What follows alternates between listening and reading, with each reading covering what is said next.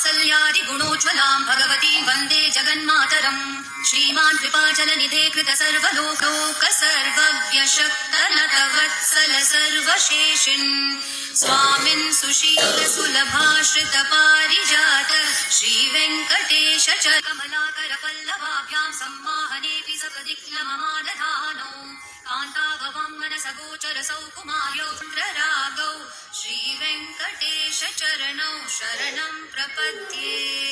नित्यानमद्विधि शिवादि किरीटकोटि प्रत्युक्तदीताखिल मनोनयनौ तवेतौ श्रीवेङ्कटेश चरणौ शरणं प्रपद्ये प्रायप्रपन्न जनता श्रीवेङ्कटनिवासाय श्रीनिवासाय मङ्गलम् लक्ष्मी सविभ्रमालोक सुप्रविभ्रम चक्षुषे